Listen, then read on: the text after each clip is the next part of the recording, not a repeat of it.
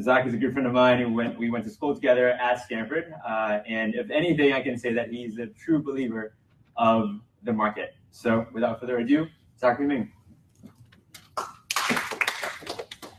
All right, let's get this format kicked off.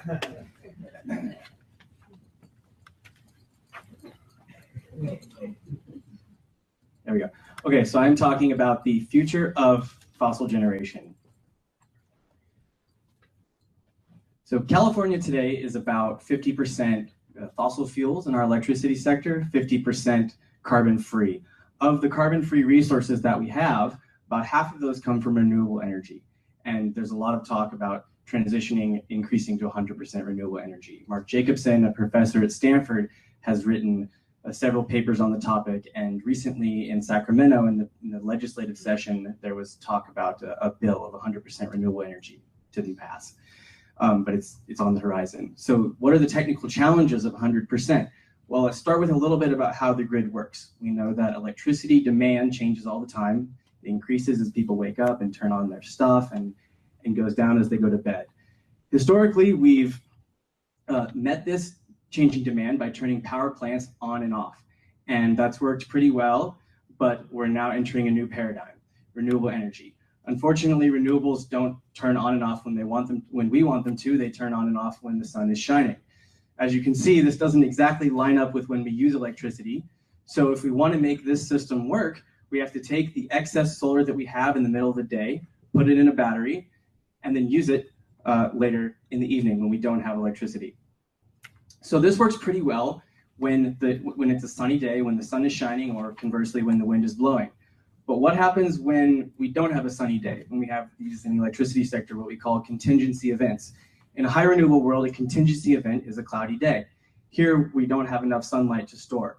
So we have a couple options. We could either keep a essentially shadow fleet of fossil fuel generators around and turn those on during the few days a year we need them.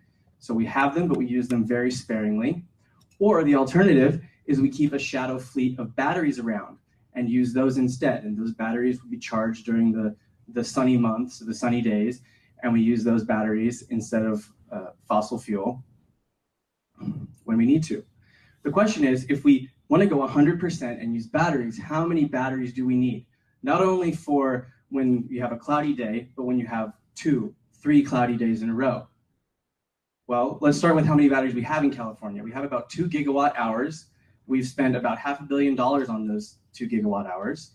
And we are on track to meet what most people would consider to be sort of the world-leading storage target of 8 gigawatt hours by 2020. So the question is, and with cost declines, we will have spent about $1 billion. So how many batteries do we need to get to 100% renewable energy? Well, we need approximately 2,000 gigawatt hours to meet, under a pretty conservative scenario, 100% renewable energy. Even with very large cost declines, this will probably cost about $200 billion. To put that into context, we spend about $30 billion a year on electricity in California. If we were to install one fossil plant, we could remove 200 gigawatt hours of these, saving ourselves $20 billion. And that would be about 1%, that would be 99% renewable energy, 1% fossil energy.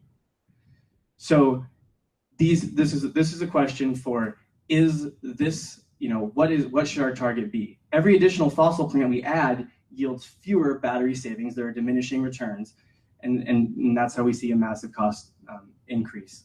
Now, this is some preliminary analysis we've been working on at E3. There's a lot of factors that go into this. I'll just put some pictures here of some of these, but a lot of this depends on how connected we are to our neighbors from transmission and geography, what the mix of wind versus solar is, how cheap batteries get, and what we do as far as electrification and what our electric loads grow to. So the question is, we know that as we decarbonize, costs increase exponentially. Decarbonizing is a noble goal, and 100% is a noble goal, but we need to be aggressive but fully understand the cost ramifications of our decisions.